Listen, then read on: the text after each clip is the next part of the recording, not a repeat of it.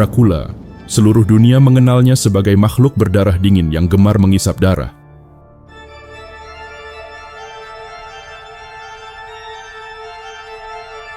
Namun, siapa sangka sosok mengerikan itu sejatinya pernah hidup di dunia nyata.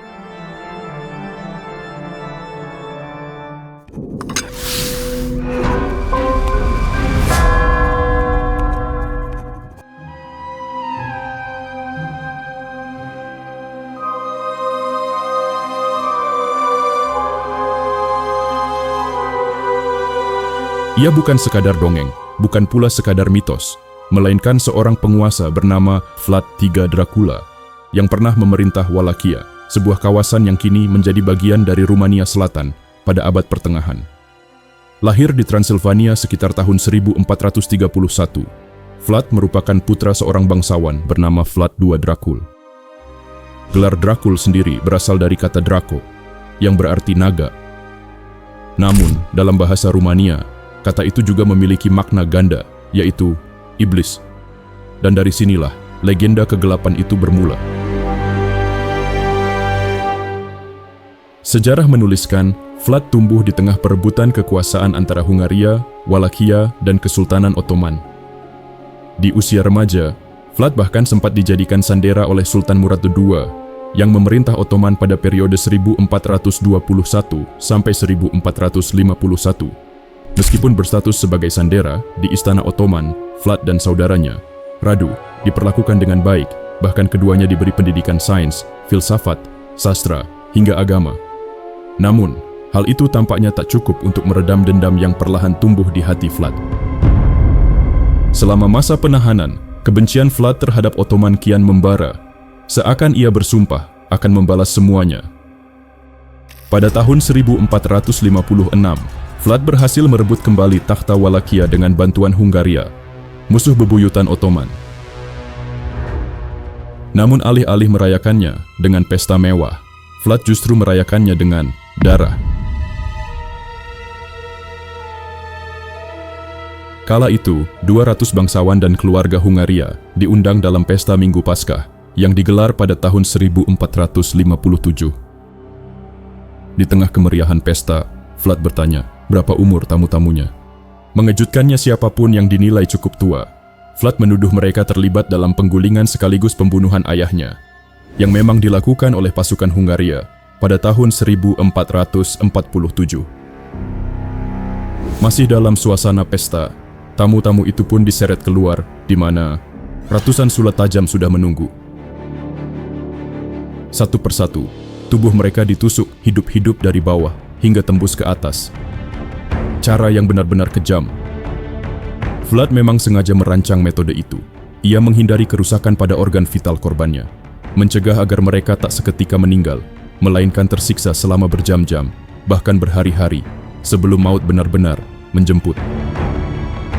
Demi menambah sentuhan artistik pada kengerian itu, Vlad bahkan menyusun para aristokrat yang tersula itu dalam barisan-barisan rapi, menciptakan pemandangan mengerikan, yang kemudian dikenal sebagai The Forest of the Impaled, yang berarti hutan orang-orang yang tersula. Benarkah peristiwa itu sekadar hukuman, atau justru sebuah ritual kegelapan? Kengerian tak berhenti di sana. Catatan sejarah Ottoman menuturkan, Vlad pernah menyula lebih dari 20.000 pasukan Sultan Mehmed II, bahkan memajang mereka di sepanjang jalan menuju ibu kota Wallachia. Kebiasaan sadis inilah yang membuat Vlad dijuluki sebagai Vlad the Impaler, alias Vlad si penusuk. Namun desas-desus menyebut, Vlad tak hanya menusuk musuh-musuhnya dengan sula, tapi juga menyantap mereka. Konon, Vlad pernah mencelupkan roti ke dalam genangan darah prajurit yang baru mati, kemudian memakan roti tersebut di depan orang-orang. Apa tujuannya melakukan itu? Apa ia hanya ingin menebar teror, atau memang ada sisi kanibal vampir dalam diri Vlad yang tak tercatat dalam sejarah? Selama masa pemerintahannya, Vlad diperkirakan telah membunuh 40 hingga 100.000 orang. Angka yang cukup mengerikan, bukan? Namun, di balik fakta berdarah itu, ada satu misteri yang jauh lebih menyeramkan, yaitu kematiannya. Catatan resmi menyebut Ia gugur pada tahun 1476 dalam perang melawan Ottoman. Kepalanya dipenggal, lalu diarak kembali ke Konstantinopel, sebelum diserahkan ke Sultan Mehmed II untuk dipajang di atas gerbang kota sebagai simbol kemenangan Ottoman, sekaligus peringatan. Sementara itu, tubuhnya yang sudah terpisah dengan kepala, konon dikuburkan di Biaresnagov, Rumania.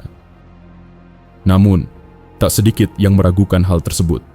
Beberapa kabar menyebut bahwa sebenarnya tubuh Vlad tiba-tiba hilang sebelum dikubur, tanpa jejak. Demi mengungkap misteri keberadaan jasad tubuh Vlad pada tahun 1931, dua orang arkeolog asal Rumania mencoba membongkar makam Vlad.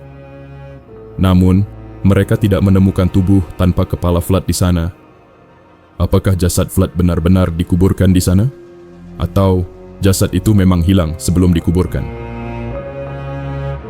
Penelitian terbaru dari University of Tallinn, Estonia, menyebutkan kemungkinan Vlad memang tak pernah dikubur di Biaresnagov.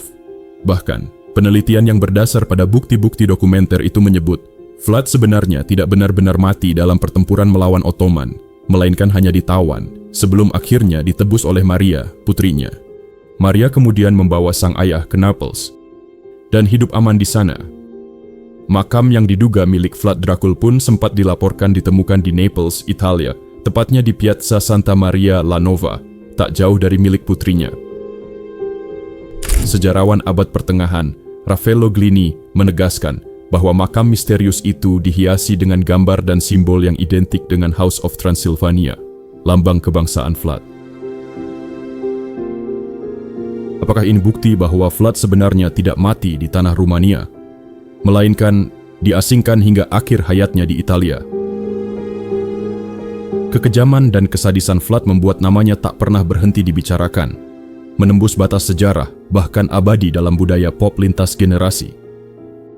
Pada awal tahun 1890-an, Bram Stoker, seorang novelis asal Irlandia, mengabadikan nama Vlad dalam novel legendarisnya Dracula.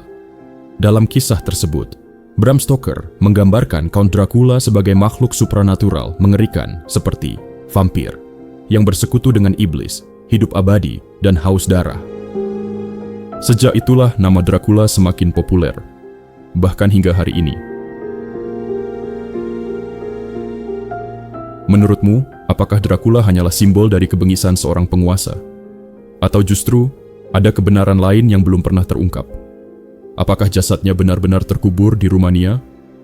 Ataukah mungkin ia tak pernah benar-benar mati dan menunggu untuk kembali? Tulis pendapatmu di komentar dan subscribe untuk misteri dunia berikutnya.